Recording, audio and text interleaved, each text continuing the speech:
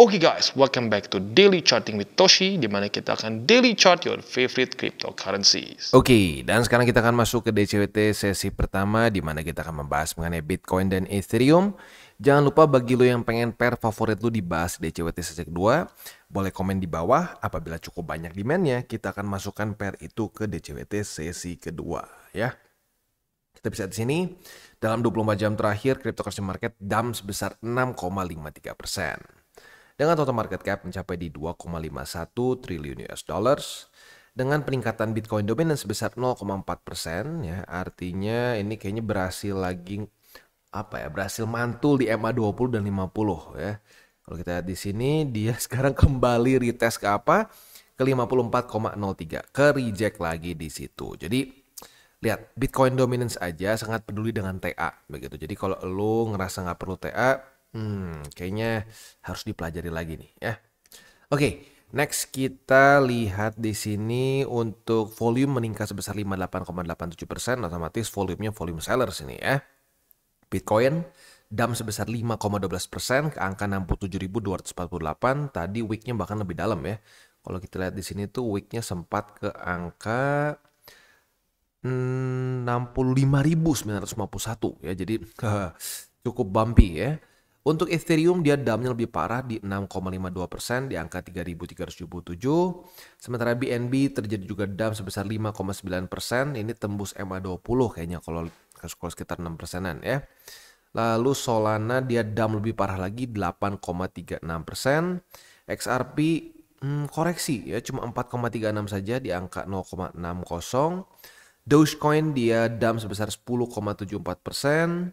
Dan Cardano dia dump sebesar 6,45%.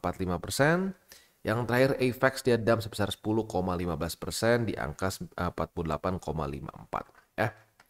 Next gue ingatkan lagi bahwa sekarang TCI sudah aktif di Twitter atau di X. Buat yang belum follow silahkan bisa follow di @toshicryptoindo, di mana kita akan membahas segala sesuatu yang berhubungan dengan kripto. Next kita geser ke economic calendar. Kalau kita cari penyebabnya ya, secara news nggak ada yang terlalu ekstrim gimana ya, tidak ada yang misalkan terjadi skandal apa, nggak juga sih. Satu-satunya yang gue ketemu sih ya baru ini aja, yaitu adalah data US yang nggak terlalu bagus. 2 dari 3 nggak bagus ya. Dimana di sini ada ISM Manufacturing PMI dan prices yang signifikan di atas dari forecast. Untuk ini sedikit di bawah dari forecast. Jadi ini bagus, tapi sedikit di bawah. 2 ini signifikan di atas. Gitu. Jadi kalau sampai sekarang sih gue baru ketemunya penyebabnya ini. Ya. Next untuk hari ini kita bisa cek ya dari US akan keluar apa? Akan keluar JOLTS Jobs Opening bulan Februari. Nah untuk ini harapannya apa? Harapannya adalah supaya dia itu lebih rendah. Yes, lebih rendah daripada ekspektasi ya. Berarti harapannya itu lebih rendah daripada 8,790 ya. Itu kurang lebih untuk hari ini hanya satu aja sih yang penting, sisanya bintang 2 dan bintang 1 saja. Jadi kita bisa langsung lihat aja ke besok. Besok tanggal 3 April hari Rabu dari US itu akan keluar S&P Global Services PMI, ADP Non-Farm Employment Change, dan juga ISM Non-Manufacturing PMI, Prices, dan Crude Oil Inventories. Wah, besok padat ya. Oh, bahkan malamnya ada juga speech Jerome Powell. 1, 2, 3, 4, 5, 6. Wah, 6 data penting dari US. Yang paling penting tahunnya, ya jelas ya. Yang paling penting ada speech dari Jerome Powell. Semoga mulai ada kata-kata yang cenderung dovish ya. Nah, next kita akan geser ke news. News ini mengenai satu whale yang menswallow 13.500 ETH ya dalam major exchange. Jadi ada satu whale yang mengirim, di mana datanya ya, di sini nih. Ada whale alert ya, di mana ada satu whale yang mentransfer 13.500 ETH dari Bitfinex ke unknown wallet ya.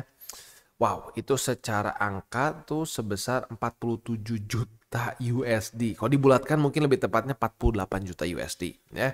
Jadi dalam kondisi seperti ini pun gitu ya, tetap terjadi akumulasi. Jadi buat lo yang mungkin nggak segini akumulasinya ya, nggak 48 juta USD, misalkan cuma ratusan, puluhan, atau belasan USD, santai aja, akumulasi terus ya. para bandar aja, para whales aja masih tetap akumulasi dan dengan jumlah yang besar ya. Next, kita geser ke analisa di Twitter. Ini ngomongin soal stock to flow, di mana yang stock to flow-nya ini sudah arguably sudah kembali ke plan awal ya, di mana dulu dia banyak di ini nih ya, si plan B banyak dihina-hina zaman waktu drop di sini ya. Mana nggak akurat. Sebenarnya gini, stock to flow ini bukan satu diagram yang harus diikuti benar-benar day by day gitu. Karena kalau kita lihat dari dulu memang nggak selalu ada di garis warna hitam ini atau abu ini ya.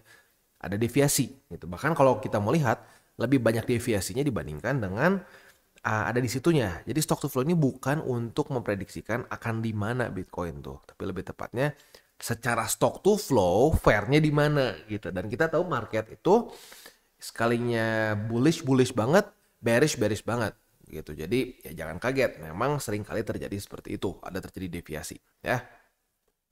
Oke, next kita geser ke TA. Untuk TA sendiri kita bisa lihat di sini Bitcoin kemarin kemarin itu monthly close bagus, tiba-tiba retest ke ini ya.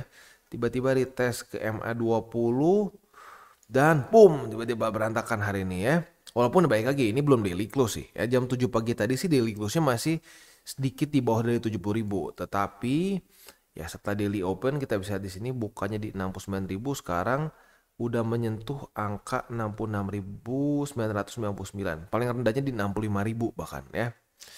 Wow ya. Ya lagi-lagi cryptocurrency market ini memang sangat volatile begitu. Tapi masih ada harapan sebenarnya.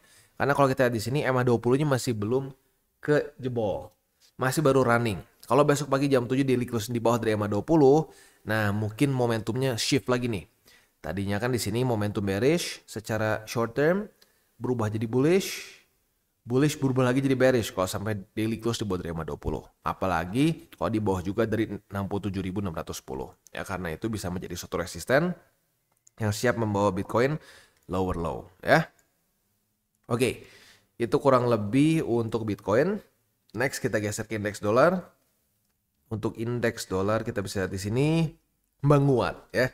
Jadi lagi-lagi gue masih bingung kenapa ada yang berdebat urusan indeks dolar. Oh enggak bang, enggak ngaruh katanya. Enggak ngefek, lihat aja nih indeks dolar lagi naik. Sekarang gini, ini pairnya namanya apa? Bitcoin USD. Sekarang gue tanya, kalau USD-nya menguat, Bitcoin stay, apa yang terjadi? Ya jelas dong, Bitcoinnya jadi turun harganya. Loh kenapa turun? Karena USD-nya menguat gitu loh. Jadi gue gak ngerti kalau masih ada yang berdebat bilang kalau indeks dolar naik tuh gak ngaruh. Lo yang ngaruh dong gitu loh. Ngaruh. Karena ini kan pairnya against USD. Kalau misalkan kita ngelihatnya bukan di XY, kita ngelihatnya rupiah gitu. Bitcoin di USD ya mungkin korelasinya nggak ada gitu ya. Atau korelasinya nggak langsung karena ya itu bukan pairnya. Tapi kalau Bitcoin USD kita bahas indeks dolar, dia menguat, ya ini akan membuat ancaman bagi Bitcoin. Begitu. Jadi Bitcoin itu naik secara harga atau turun secara harga itu antara dua. Antara USD-nya melemah ya atau demand dari Bitcoin-nya menguat. Begitu loh. Jadi ya gua harap sih, ini gua udah bahas beberapa kali, semoga udah nempel ke otak ya.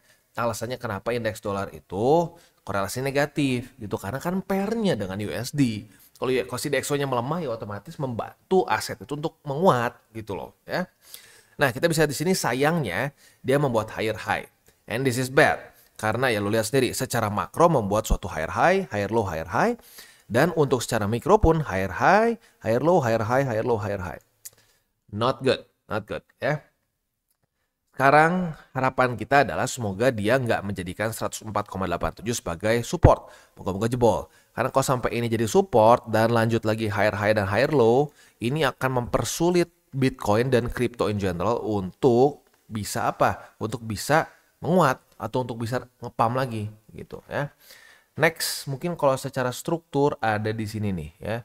Ada kalau ntar ini lebih ke tahan MA50. Mungkin kalau struktur sih ya lebih fairnya di daerah sini ya, yaitu di 107 ya. 107,083. Nah, kalau sampai kena situ juga dan tembus lagi, wah itu kemungkinan kita benar-benar masuk dulu ke fase-fase bearish dari kripto ya. Next kita geser ke ini ya, kita geser langsung aja ke roster deh ya. Nah tapi sebelum kita masuk ke roster, gue akan ingatkan juga nih bahwa bagi lu yang ini cycle pertama dan kaget cuma dengan movement sebesar ini, lu harus siap-siap. Karena kalau lu kaget dan lu panik gitu ya dengan posisi lu, berarti kemungkinan besar lu over leverage gitu. Jadi ya gue ngerti buat orang yang masih baru berpikir it's up only ya, karena kalau kita lihat ke garis besarnya kita ngelihat dalam satu bull market kayaknya nggak ada koreksi. Padahal koreksi yang kelihatan kecil ini tuh kita cek sendiri ya. Ini koreksi 20% ya. Mau lihat lagi ini koreksi berapa persen? Ini koreksi 59% atau 60% lah kalau kita buletin gitu ya.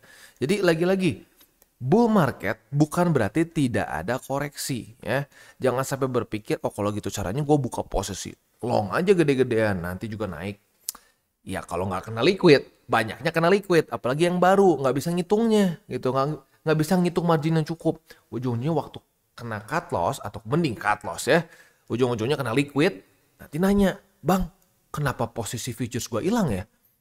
Ya ujung-ujungnya tinggal lihat history, oh kena harga liquid, bangkrut posisi lu. Nah ingat hati-hati, please ya, jangan kayak begitu. Ya, ini tuh lu kalau sekarang udah melek kripto di masa-masa ini tuh suatu berkat begitu karena lu dalam posisi yang masih belum benar-benar full bull market. Bahkan masih ada potensi dia drop di mana lu bisa akumulasi di tempat yang lebih menguntungkan menurut gue, lebih risk reward lebih oke. Jadi please berpikirlah jangka panjang gitu ya. Dan sebelum kita mulai seperti biasa gue akan disclaimer dulu bahwa semua konten dari TCI bukanlah financial advice, ini semua bentuknya adalah edukasi ya. Dan kita akan dengar dulu pesan-pesan dari sponsor kita pada hari ini. Oke, today's video is brought to you by Bybit. Dimana di Bybit ini kita bisa melakukan berbagai macam hal. Ya, mulai dari yang newbie sampai yang sudah advance. Buat mungkin lo merasa bahwa, aduh bang, gue masih nggak ngerti nih TA. Gue masih nggak ngerti charting dan seterusnya. Tapi pengen akumulasi, pengen DCA murni. Bisa, lo tinggal masuk ke sini, one click buy. Dimana lo bisa pilih, lo mau pakai apa ya fiatnya. Lo tinggal pilih juga asetnya apa. Ya misalkan lu pengen akumulasi BTC, misalkan setiap hari Senin jam 7 pagi, misalkan gue pengen akumulasi BTC sebesar 100.000 rupiah misalkan ya, lu bisa langsung lakukan di sini, bisa peer to peer, bisa Dana, Bank BRI dan lain-lain. Ini gila ya, bisa pakai BCA Mobile dan seterusnya. Jadi Bybit ini memang cocok banget buat orang-orang yang tinggal di Indo ya, bisa langsung pakai bank-bank yang memang sudah biasa kita pakai di Indo ya. Nah, buat yang intermediate sampai advance juga di sini ada spot, nah, dan juga ada leverage tokens, dan tentu juga ada derivatives trading, di mana kita bisa menggunakan kontrak yang USDT maupun USDC. Jadi di sini lo bisa pakai USDC ya, karena nggak semua exchanger bisa menerima untuk futuresnya pakai USDC ya. Dan tentunya juga lo bisa earning bunga juga dari kripto lo dan lain-lain. Dan tentu juga di sini kita bisa melakukan copy trade ya, di mana copy trade dari Bybit ini sudah cukup terkenal ya, dan kita bisa mendapatkan keuntungan juga. First copy trade kita bisa ada protection 100 USDT loss coverage ya, dan seterusnya ya. Jadi buat lo yang tertarik bisa silakan pakai, klik di link referral kita di bawah. Dan kita masuk ke Bitcoin. Untuk Bitcoin berarti buy limit pertama tembus, buy limit kedua di retest, buy limit ketiga masih aman di angka 65.000. Jadi untuk sekarang harusnya buy limit kedua udah kena, tinggal sisanya ketiga aja, yaitu di angka 65.463. Itu untuk posisi spot ya, untuk posisi spot di Bitcoin ya. Sementara untuk posisi futuresnya kita bisa lihat di sini ya. Untuk posisi futuresnya itu sudah terjadi retest 1, retest 2 di MA20 sebagai support. Artinya kita sudah dapat posisi long. Nah, posisi long kita ini sekarang benar lagi dalam posisi rugi. Tapi ya kita lihat sampai besok pagi jam 7. Kalau ternyata dia mantul dan daily close di atas dari MA20 bisa dipertahankan ya. Jangan lupa target TP-nya adalah di angka 70.000 ya. Itu untuk posisi long. Nah, untuk posisi shortnya itu kita kalau sampai terjadi retest 1, retest 2 di 70.000 sebagai resisten, kita bisa buka posisi short dengan target TP di MA20 ya. Itu kurang lebih untuk setup di Bitcoin. Next kita geser ke Ethereum. Untuk Ethereum, kalau kita di sini posisi spotnya berarti ini cuma tinggal tersisa di buy limit ketiga saja, yang sekarang masih ketahan sih, belum daily close di bawah sih. Kita lihat besok jam 7 pagi apakah dia daily closing di bawah dari EMA 50 dan 3.396 atau tidak ya. Untuk posisi spot berarti tinggal tersisa di situ dan udah kena juga. Buy limit ketiga ya. Jadi untuk posisi futuresnya kita lihat besok pagi kalau daily closing di atas dari 3.386 kita bisa limit posisi long di situ sebagai support ya. Nah, target TP dari posisi longnya adalah di angka 3.403. Untuk posisi shortnya, retest 1, retest 2 di 3.403. Kita bisa buka posisi short dengan target TP di 3.386. Jadi kurang lebih seperti itu setup untuk Bitcoin dan Ethereum. Overall, dibilang bearish sih ya belum sampai benar-benar pecah struktur ya, tetapi mulai ada pertanda bisa berubah menjadi bearish. Nah kalau menurut gue kuncinya tuh di Bitcoin apakah dia akan daily close di bawah dari EMA 20 dan struktur 65.400. Kalau di bawah possibility-nya cukup besar untuk dia ke reject di sini dan lanjut membuat lower low dan lower high ya. Jadi penentuannya besok jam 7 pagi ya. Jangan lupa untuk DCWT sesi kedua buat lu yang pengen pair favorit itu dibahas ya, lagi-lagi komen di bawah. Apabila cukup banyak demand ya, kita akan masukkan ke DCWT sesi kedua ya, sekali lagi dengan cara komen di bawah.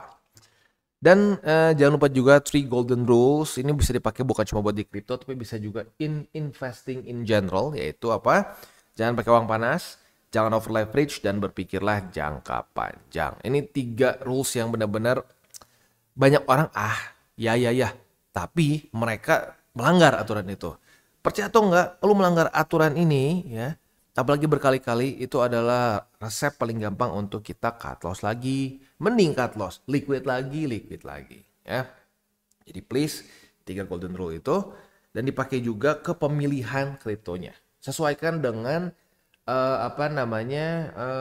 risk appetite lo gitu. Lo tipenya apa? Agresif, konservatif, atau intermediate. Itu gue pribadi gue lebih masuknya ke intermediate yang lebih ke lebih cenderung intermediate yang sedikit lebih dekat ke konservatif begitu. Tapi buat yang agresif, ya lagi-lagi semua harus disesuaikan. Jangan dianggap sama semua, ya. Oke guys, jadi itu adalah akhir dari segmen DCWT kita pada hari ini. Dan jangan lupa bagi kalian yang merasakan manfaat dari segmen ini, jangan lupa untuk share ke teman-teman kalian. Dan apabila lu pengen mensupport channel kita, ya TCI, jangan lupa untuk menggunakan link referral kita di bawah. Nggak wajib ya, tetapi apabila lu menggunakan link referral kita di bawah, ada macam-macam ya, dari Bybit, Huobi, Maxi, toko kripto, dan banyak lagi ya. Ya, walaupun nggak wajib, tapi kalau menggunakan link referral kita, lu secara langsung membantu perkembangan dari TCI. Dan satu lagi, jangan lupa juga untuk join Telegram group kita, di mana kita bisa ngobrol-ngobrol santai mengenai dunia cryptocurrency secara 2 arah. So, jangan lupa untuk like, subscribe, click the bell icon, and see you on the next video.